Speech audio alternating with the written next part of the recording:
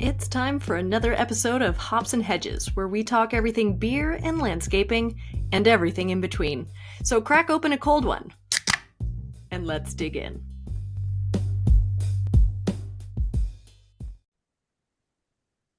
There we go, and we are now recording. I'm with Scott Sim today. Scott, how are you? I am wonderful. How are you doing? Excellent. I am good. It is sunny out. I could use as much sun as I could get. This is weird weather, though, for February. It's incredibly weird. I was going to make a comment about that weird yellow ball in the sky that none of What us is that? recognize. What Yeah, is this phenomenon? like So, double digits today. yep. Yeah, So it's awesome. We'll super take it. weird. Take it. So for those of you guys tuning in and who don't know Scott, Scott Sim is the vice president of Moonglow Lightscapes and D3 Lighting. So, and if I ever have a lighting question or a lighting job or a lighting anything, you're my guy. So glad that you decided to come on the show today, Scott. And you're out of Drumbo here in Ontario. Drumbo. For anybody who doesn't know where Drumbo is, you've probably seen the exit as you've traveled along the 401. It's somewhere between Woodstock and Cambridge. There is a real exit there. Wow, it's not just Middle of nowhere. imaginary, it's a real thing. It's a real Drumbo. place. Yep. Not like Dumbo the elephant. No, not to be confused. Not to be confused. And I was thinking that total segue, we're not going to talk about beer yet, but I'm drinking Dead Elephant. So I've got elephant on the Wow, brain isn't at the that? moment. So Huh, it's look at fitting. you. Yeah. So Scott, how did you like I don't think anybody wakes up in the morning and says, "You know what? I'm going to get into landscape lighting." Like was Yeah, this your no, it doesn't dream as a happen. kid? No, No. no.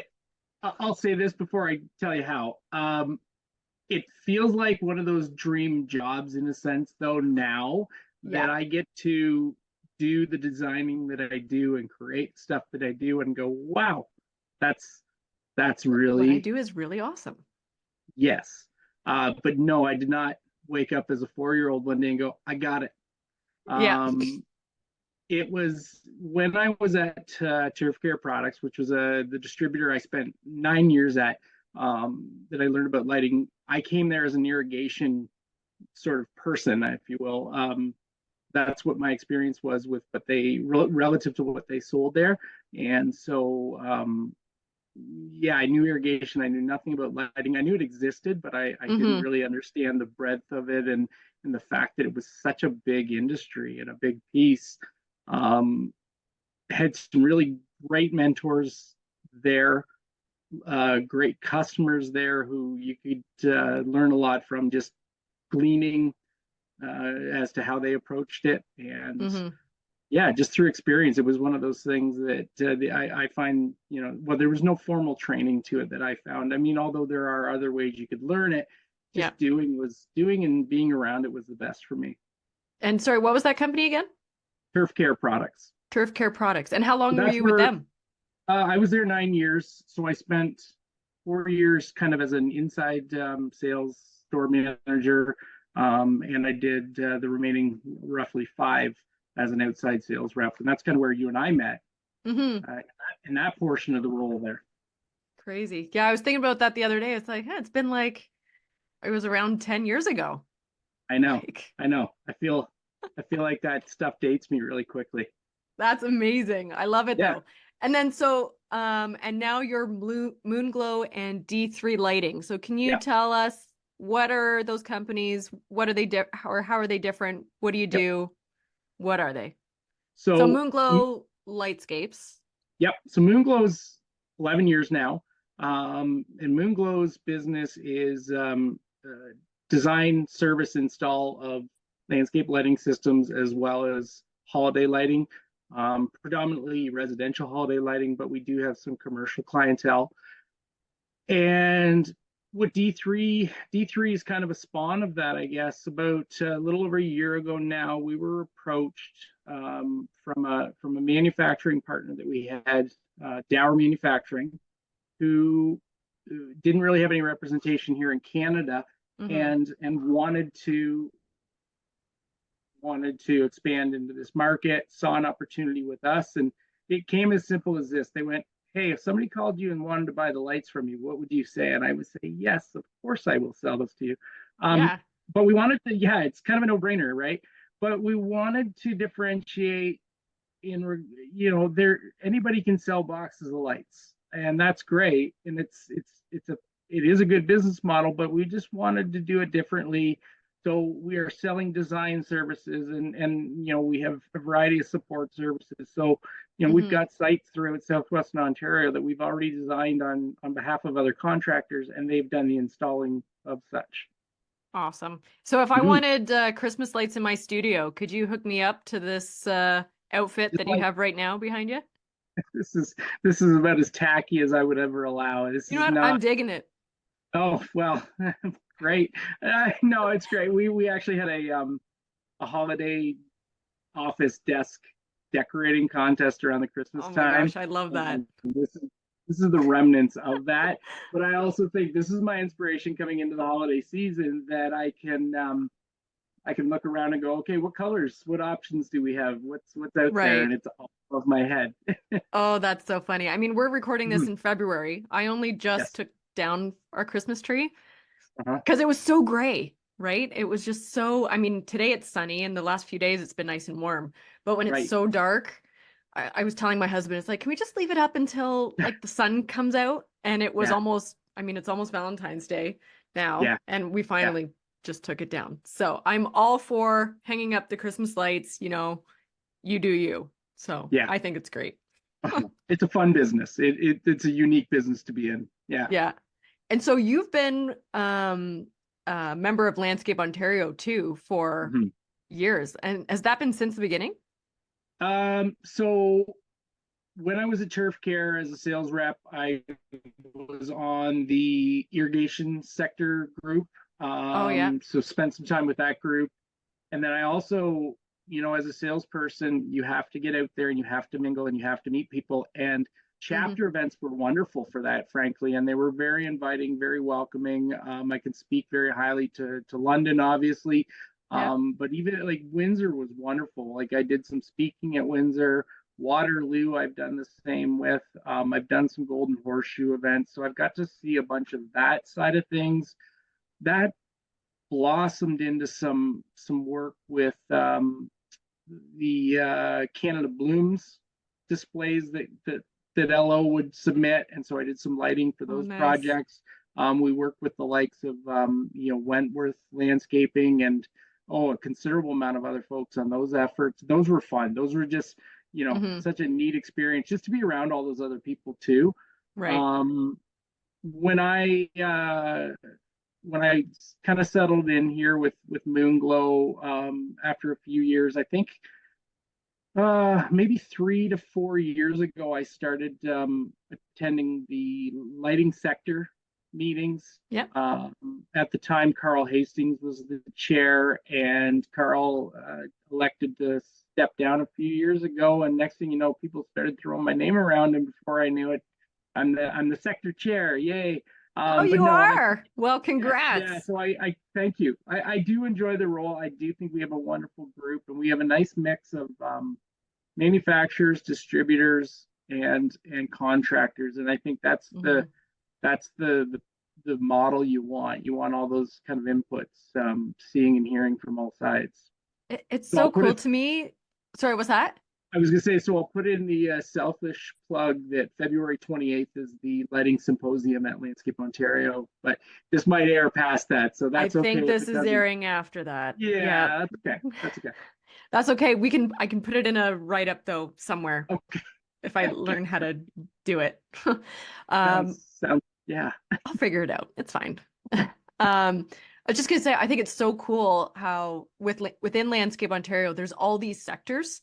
And I think a lot of people, me included, on the outside, just getting into Landscape Ontario, I just thought it was kind of this blanket organization that we were all going to be kind of spread out and whatnot. But there's all these specialized niche sectors, the irrigation, there's lighting, there's the design, there's construction.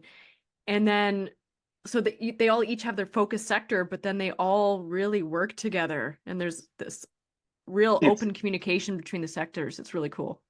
it is, and I think there's a lot that can be shared between sectors, whether it be just between a couple or whether it be across the whole sort of unit.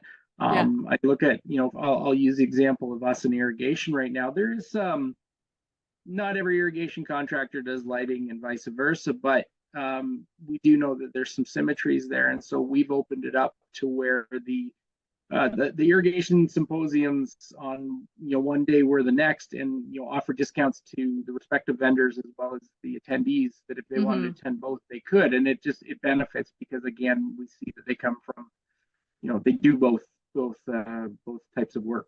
Right. Mm-hmm.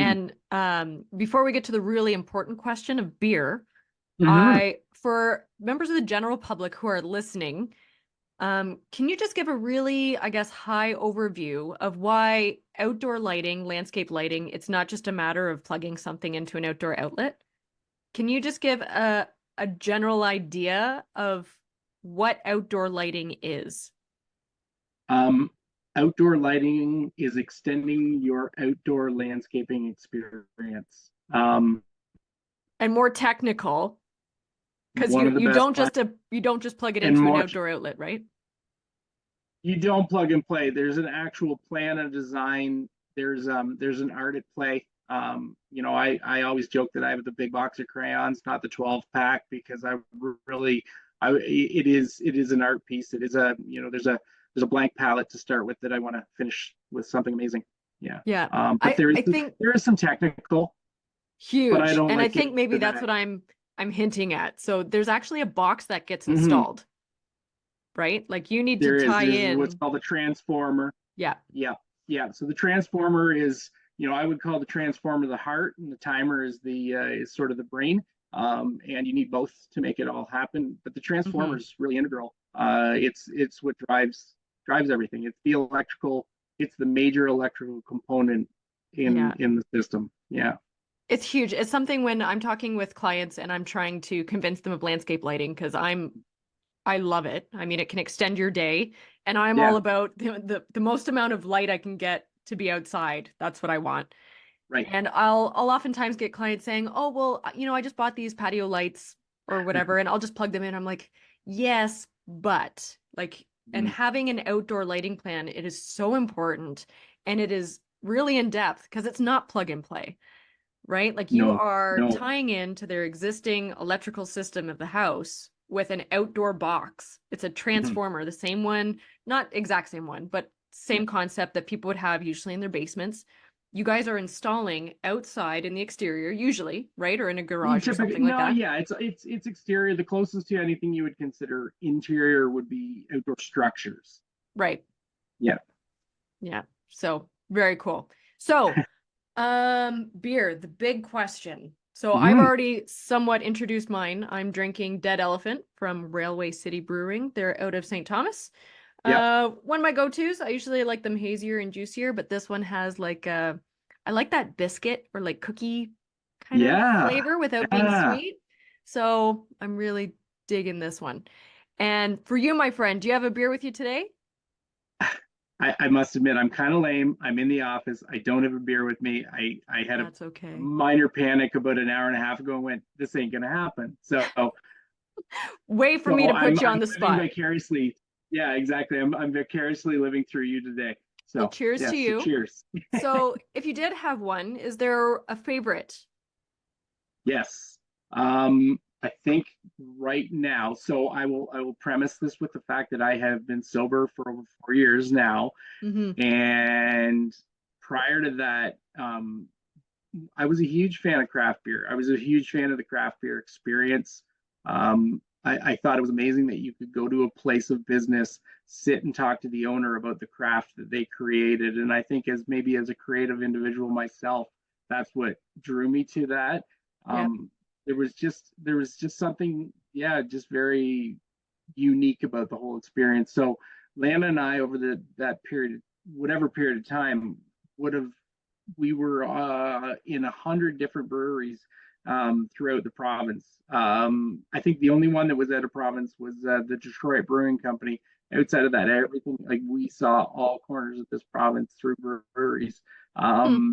And so I liked that experience. I really liked IPAs. Yep. And I still really like IPAs. There's a few of those that I mentioned to you earlier. Right now, I feel like, and whether it's been a gloomy day thing or what it is, I've really gravitated to some red or amber type ales. Huh. There's one called Placebo, which is ironic, Okay. and it's a placebo red ale, and it's really caramelly, malty. So it's, they're obviously they still use hops in that style of beer, but it's on the other end of the spectrum in a lot of senses too. And I feel like it's a good beer for this time of year. Nice. Yeah, the other one I probably like a lot right now is Guinness. Guinness actually makes a zero, Huh. and it's for the non-beer drinker, they will turn their nose up to a Guinness all the time, and I probably did at one point in my life too. Yeah. But I quite love it. I like there's some chocolatey, some coffee, Yep. um, smooth and soothing and creamy and all those things. Yeah. And I think it is so cool. I mean, honestly, big kudos to you. 4 years, that is a long time. I think I've managed to go 9 days without a beer, and that was an awful experience. So I want to maybe one day be alcohol free. But even saying that and even publicly on the internet is making me cringe because I don't have it in me yet. Well, I just don't.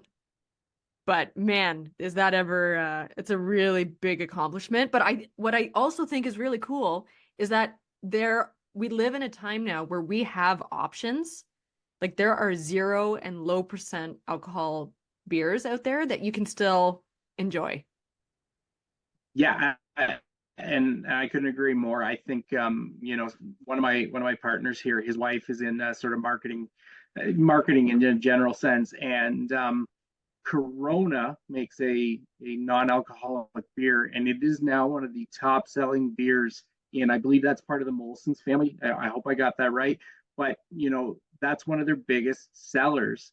Huh. And who would have thought that ever to Yeah. be a possibility, let alone to be the best-selling beer that they have? So it's pretty Oh cool. my gosh, that's so neat. Mm-hmm. And there was I just want to give them a little shout out on the podcast. There's a local-ish company Mm-hmm. that deals with, are they all 0% or is there also All some low? So non-alcoholic they're all, yeah, and beverages, who is this? primarily What is this beers. company? Upside Drinks, London, Ontario. Shout out to Mike, who Upside has. or is it designated? Oh my God, did I say Upside? He's Yeah, gonna you curse did. me out. Yeah, that's another one. Oh man, Well, designated that's okay. drink. We'll talk about them both. So there's Yeah, Upside so Drinks and Designated, right? So what are yeah, these so guys? What are they doing? designated drinks. That's out of London. That's Mike. I don't know Mike's last name, but Mike's been at our house delivering. He is that good at service. I love it. And I love that he's taken sort of again a passion project and made it a Hmm. lifestyle and a living. Upside Drinks is one that I've ordered from occasionally. They are based out of Quebec, and that's where the placebo was one of the ones that they were carrying, and I was quite Okay. intrigued by. So yeah. That's so cool. Well, shout out Mm-hmm. to Mike at Designated Yeah. Drinks and the team at Upside Drinks in Quebec. I'm Mm-hmm. probably going to be calling you both to get you on this show.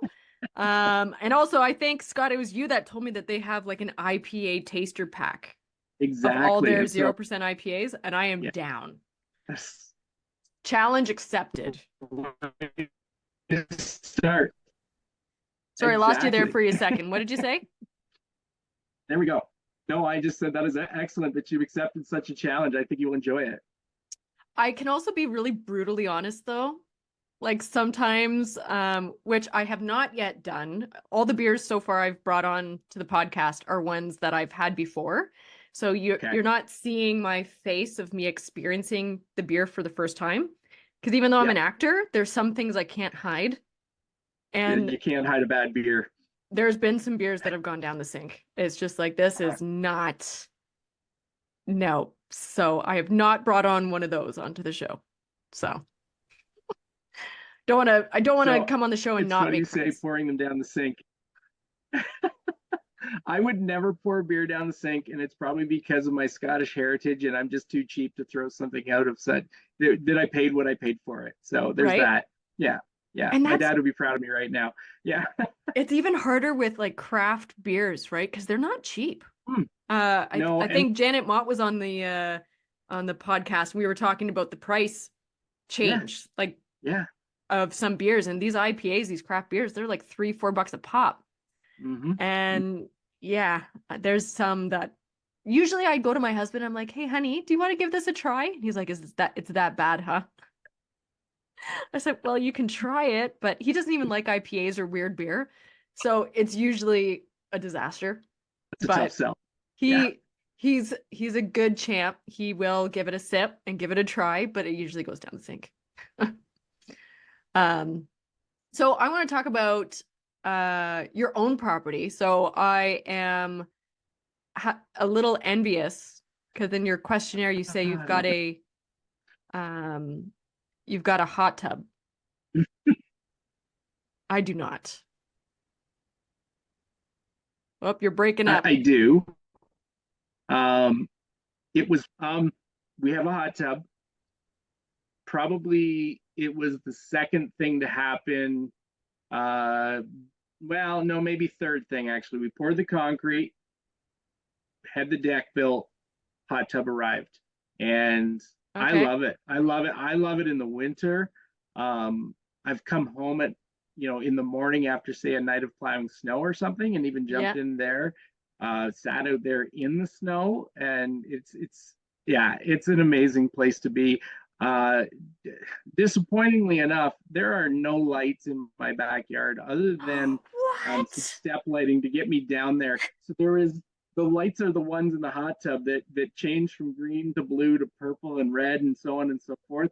It's really embarrassing to say. So it would also be embarrassing if the hot tub was in the front yard to allow me to look at the lights because I think the trade-off is really bad. Oh, that's so funny. Like, how many times is it, especially when you're in a niche, the thing that you do is the thing you don't have? Uh yeah, So, we had a client from Puss Lake, and they were actually ironically friends with people across the road from us, and they were at an event over there. And he texted me. I wasn't home; we were away, and he said, "I can't wait to see the lights across the road." Or he goes, "Are you?" Or do you have the cobbler's kids basically? And the cobbler's kids never had shoes. right. And I said, luckily, my front yard, yeah, the kids have been spoiled. The backyard, on the other hand, not so good. So, Nice. yeah. At least you got Mhm. landscape lighting in the front. So, Yeah. I have the worst garden on our whole street, and we're a dead end street. So when people come over, Oh no. I just tell them, I said, just look for the worst landscaping. It's ours. Yeah. Yep. Yeah. Well, And as long as what everybody makes it else isn't, your clients look good. They do. They do. Yeah. And what's Yeah. extra funny is that the my neighbor directly across from us, I'm gonna get her on the show when weather is nicer. But Nice. Margaret has the best garden on our street. So right across the street from each other, Mhm. there's the dead last. Like we had some trees removed and the stump grindings are still in piles in our front yard. Like that level bad, right? And then Margaret doesn't have any front lawn. It's all garden. Oh, yeah, And she's right across the street from me. So I'm like, that's well, gotta just be find the best garden. That's not us. We're the one across the street. Oh gosh, it's so bad. It's so bad. Um, so let's switch gears for a second and talk Yep. about plants. Hmm. So you've got landscape lighting in your front yard. What sort of plants have you Hmm. got? What do we have in our lawn? Front yard is like, well, the lighting predominantly focuses on about five Nice. maple trees actually. Um, we have three or four very large rocks, kind of some mossy limestone, a few large Mossy fieldstones. limestone for the win every Exactly. Well, time. I listened to you. I think you mentioned it on an earlier podcast that was one of your things that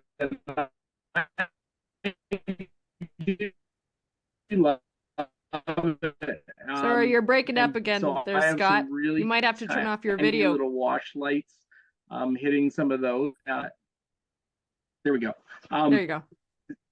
so yeah, there's not a lot of good plants out there to showcase with light. Now we do have, you'll appreciate me here, hopefully, we have three pinky winky hydrangeas in a Wow. spot in the front yard. And what I've done is I have a couple of wash lights actually splashing off the wall. The wall is like the sidewall of the garage, Yeah. and they kind of come through as a silhouette, particularly this time of year when they're very, just bony and obviously dried out, but it looks really, really cool. So, Yeah. I think mhm, that's something that is often, I don't know about downplayed, because I don't think people do it intentionally. I think it's something that a lot of landscape and lighting designers don't take advantage of, is this mm, concept of silhouette. That it's not exactly. just about lighting up specimens and features, but it's also about playing with light and Yes. texture and silhouette. One of the I'm not even going to remember what it's called right now. I think of it as the Cancer Hospital, but that's not actually what it's called here in London. On Wellington, there's a Yes. building that is focused on, Oh, yeah. it's not Um, hospice, but it's cancer research right. facility. Oh, it'll come to me later. I know where you mean though. Yeah. Um, but when you're driving past it on Wellington at night, the parking garage has some really cool, I don't know if you've noticed it, but some really cool No. texture on the stone. And they have these Yes. dual lightings that are up and down lighting. So it's Yes. shining on the rock in both directions. And the Yes. texture, it's so cool. And I don't know who did it, Yeah. but they were thinking, and it's just a parking garage, right? Right. But they really took advantage of, well, we got to light the place up. Let's Right. use a stone, a veneer that looks great in the daytime, but at nighttime, Mhm. it looks really cool. Well, and the neat thing that I'm hearing there is like that's a grazing technique in a sense because you're kind of tickling the texture and you're showing shadowing and texture.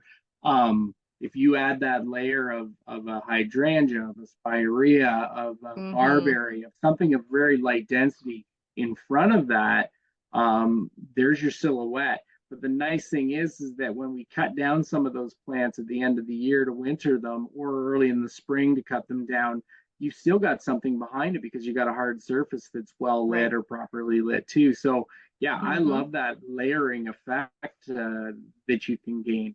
Mm-hmm. So cool. And texture, it's not just in plants and it's not just in hardscaping, right? It's both. And lighting Yeah, can really take absolutely. advantage of both. Well, So, again, yeah, again, I look at how you guys design stuff and your texturing is sometimes layering through height. And I would yeah. approach a similar fashion by layering the light with the Hmm. height of the plantings. Exactly the same, right? And there's up lights, there's down lights, there's things where you're aiming. There's the puck lights, which are really Yeah. cool. Um, one of my favorites that I mean, maybe I don't have rich enough friends. Every time somebody invites me over, I'm like, oh, I don't see any landscape lighting. Maybe that's because my friends don't haven't opted for landscape lighting now that I'm thinking about this through my head.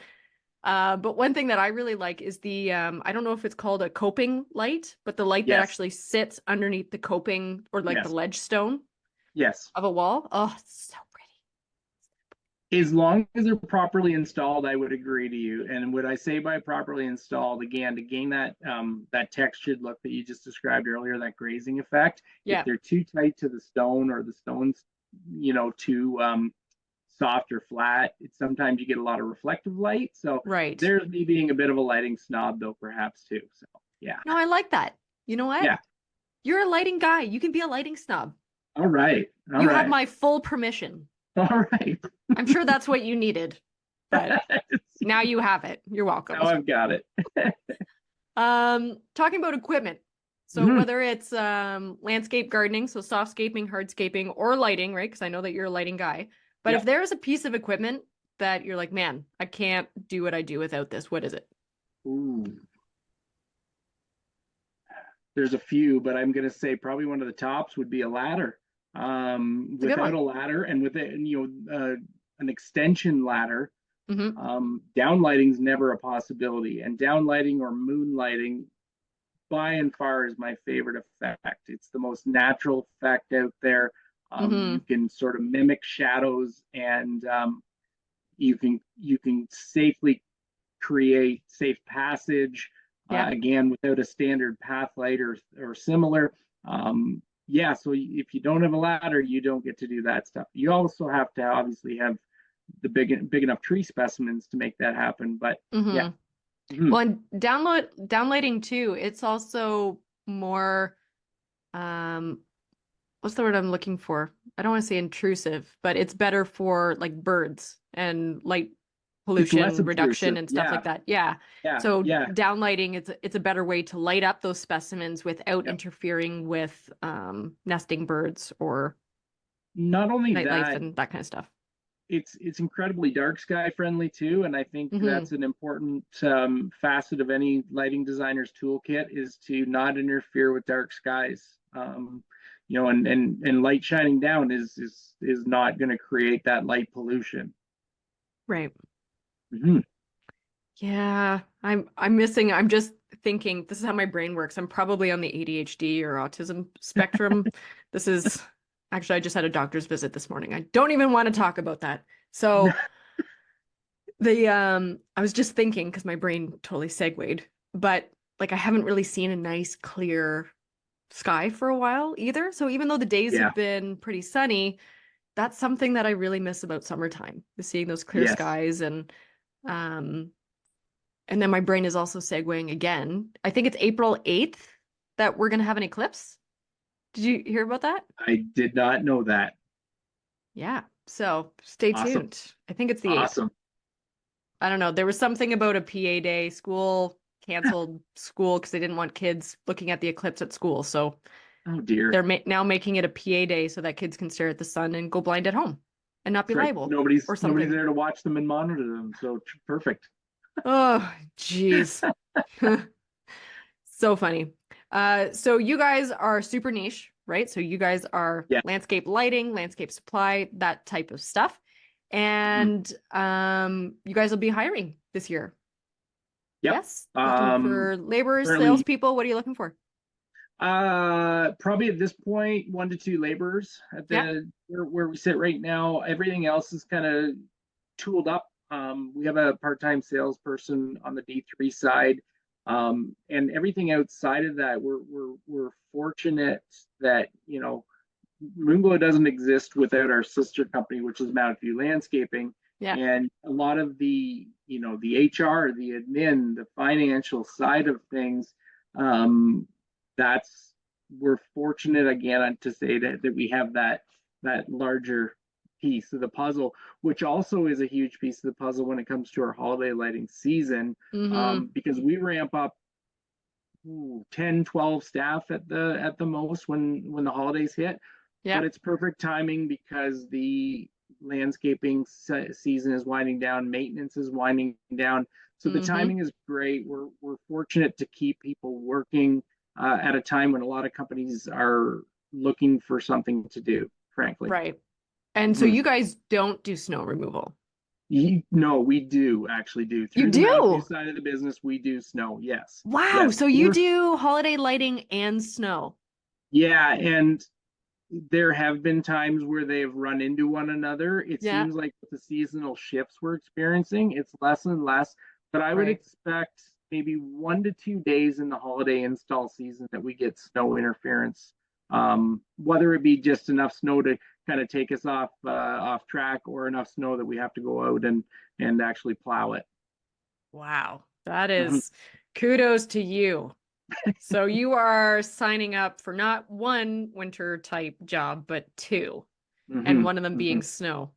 Uh, Hats off to you, man, because I've done snow for 4 years, and I hope that is the last 4 years that I ever do snow.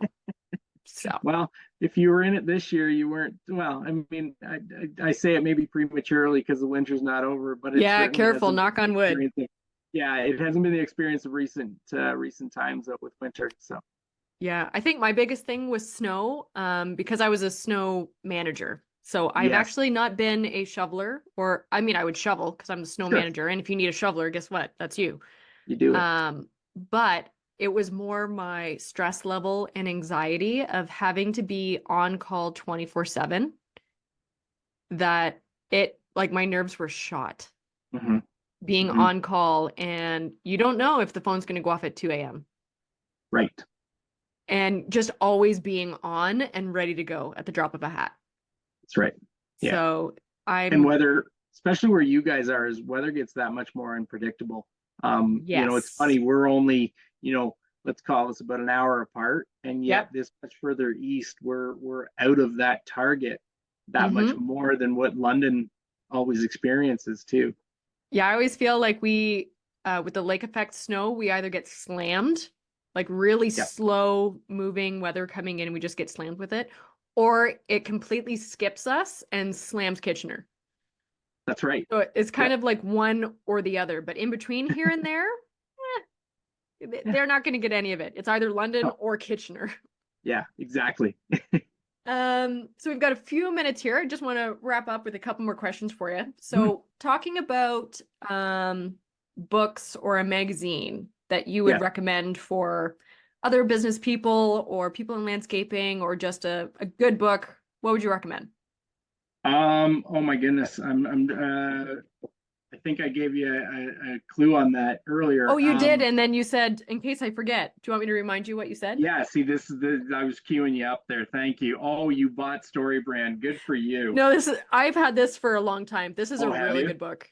Yeah. I My husband makes fun of me kind of because I write up. I don't know if you can see it, but I no, write but in my books, nice. and my husband is a very anti don't write in books. But when it's a Yep. good book, there's stuff that I want to revisit, and this was a good one. Yeah. So this is Yeah. Building a Story Brand by Donald Yes. Miller. And it's interesting that it's framed as a marketing style of book, but there is management principles to it as well. Hmm. Um, and the premise is just as simple as, being a guide, which means you're not providing answers, but you're leading others towards answers. And I really like that approach. I think that's beyond work. That's life Right. type skills right there. It's funny because I often feel what's the best way to, well, in this book it talks about empowering people to either be their best or accomplish their best or do their best or reach for their best, Yes. right? You're empowering them. You're not handing it to them. Be like, okay, here Right. you go. Have a good Yeah, life. And this exactly. book really encompasses that. That's right. That's right. So Yeah, it's a great one. yeah, very good book. I was going to mention mine really quick that I'm Mhm. currently reading Deep Work Oh, by wow. Cal Newport. Um, the first half is about all the facts and research that he's done to prove his mindset. I kind of want to skip the facts. If you wrote a book, I kind of assume that you did your research, but he includes it all in here. So Yeah. if you'd like to read an essay, it's good. Um, that's all I'm going to say about that. So we've got a minute and a half left. Okay. I'm going to ask, so if maybe not somebody in lighting per se, but if Yes. someone wanted to go out and maybe start a landscaping business or lighting or any kind of entrepreneurial venture, do you have any words of wisdom that you'd like to, little tidbits? Wow. Um, I would say join an organization or an association that supports your industry. I realize we are probably spoiled by Landscape Ontario, Mm-hmm. in that there is such a big collection of members. But I think if you can find something similar to that, in the other thing, find mentorship, find coaching, find somebody who can support you from the 10,000 foot view, who's not in it every day with you. Awesome. Nailed it. I'm going to thank you so much for coming on the podcast, Scott, in case we get cut off. But really appreciate you being here talking landscape lighting and beer with me. Thanks, Heather. All the best. Okay. Thanks, Scott.